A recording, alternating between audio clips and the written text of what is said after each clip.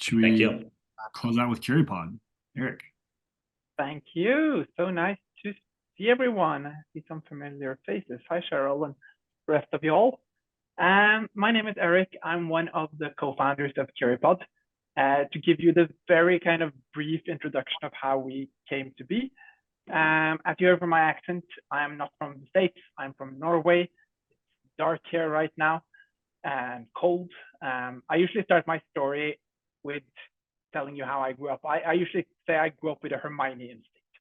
And that means if someone asks a question, my hand goes like this. I loved school. I had a great time at school.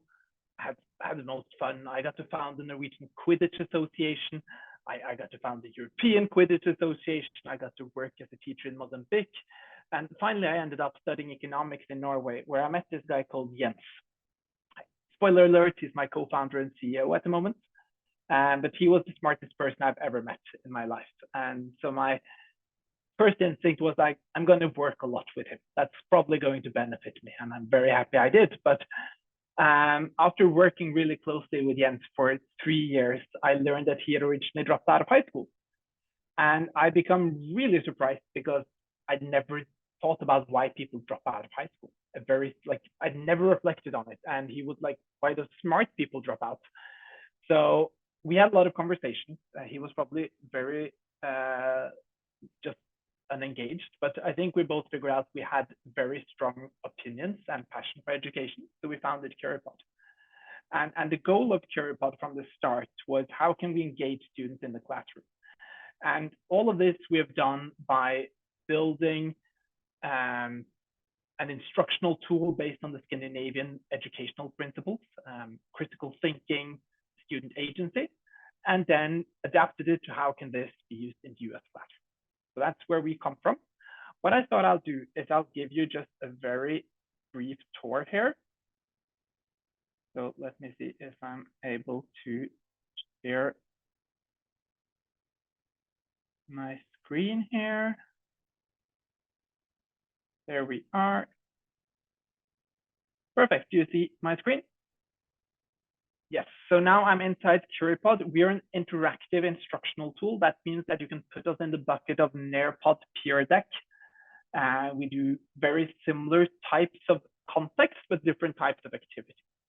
But that means that in Curipod, you can click Create Lesson and build your own lesson. If you want to do that, you can go Add Slide, and then you can add a content slide if you want, and you can add activities. You see here that there are 5 basic activities: open question, drawing, poll, word cloud, and AI feedback.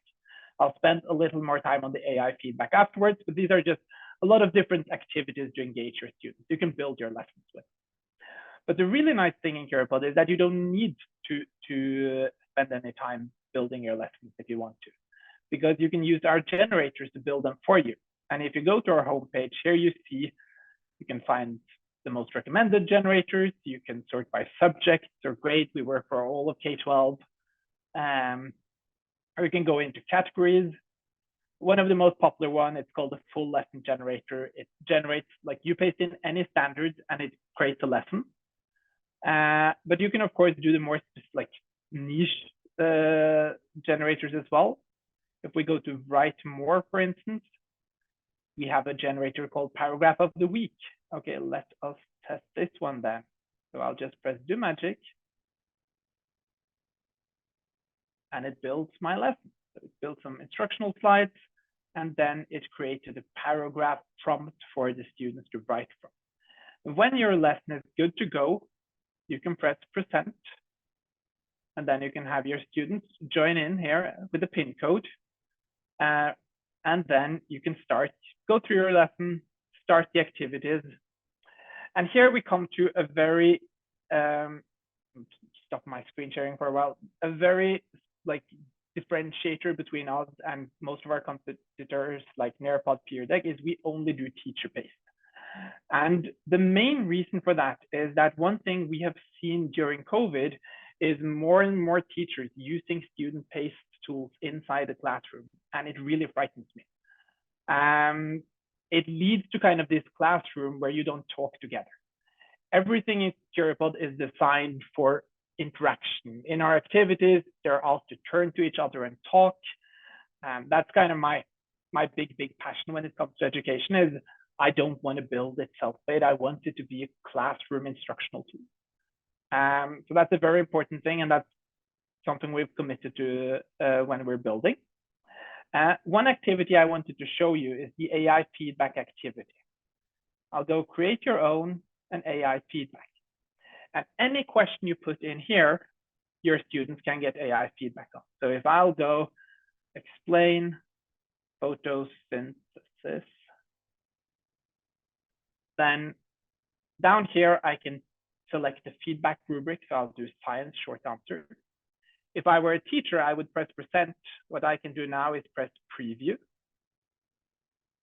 And with preview, I get kind of this mock teacher screen and student screen, so I can test it. Then I can join in as a student here. So I have my student device here. And then I can start the activity.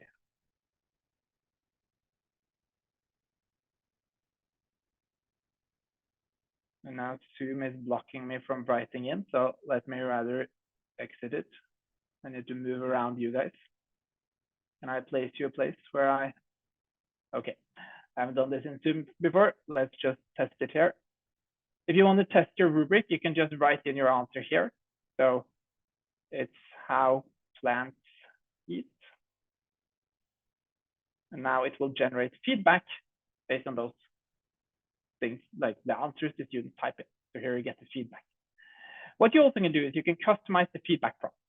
So if you have English language learners in your class, you can go in here and you can change this feedback rubric to always give feedback in English and Spanish.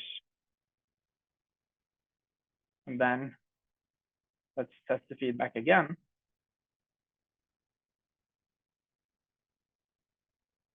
And it usually takes 20 to 30 seconds. If it takes longer, I will skip it for demo purposes.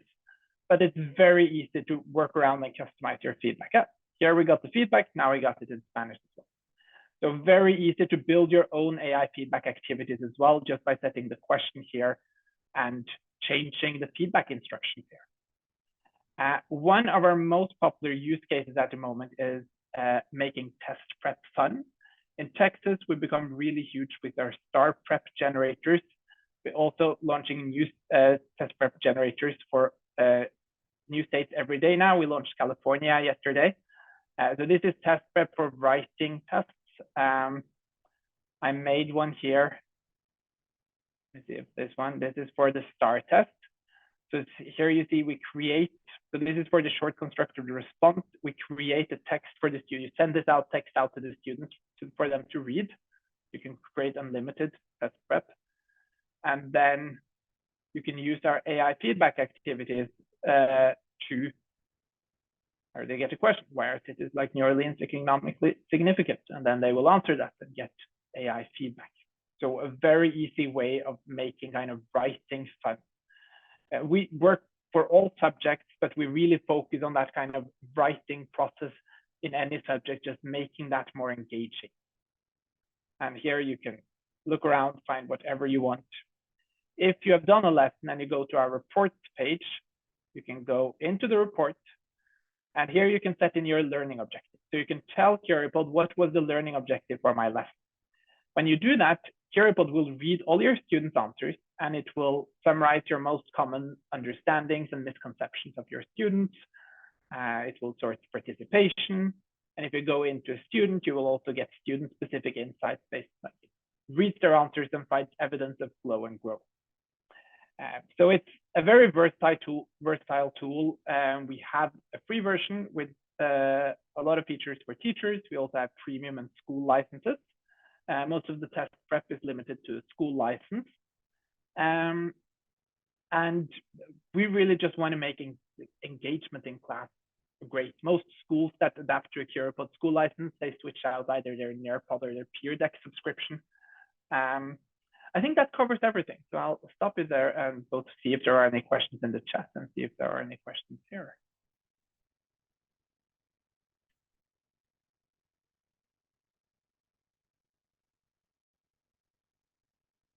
sure you guys have GDPR on your mind. How do you guys handle that, Eric? It's actually very easy for us. As we're a European company, we have been following the GDPR regulation, and then we came to the US and figured out, well, now we're everything compliant in the US. The GDPR regulations are very strict. Yeah. So we are compliant with every state's like data privacy policies. And since we're in Europe, we also treat teacher data in the same way. That's the big difference between US and Europe, is that in US you have only regulated student data, but in Europe we regulate teacher data the same way. So we integrate with your SSOs, ClassLink, Clever. I see a question in the chat here. We usually don't do integrations with LMSs, and that's basically just because we're a synchronous tool. They usually don't send Curipod out to students to be worked with asynchronously, but you can send out like parts of a Curipod in your LMS.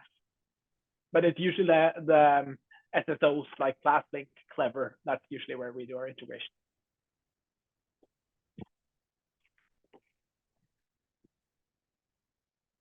Any other questions?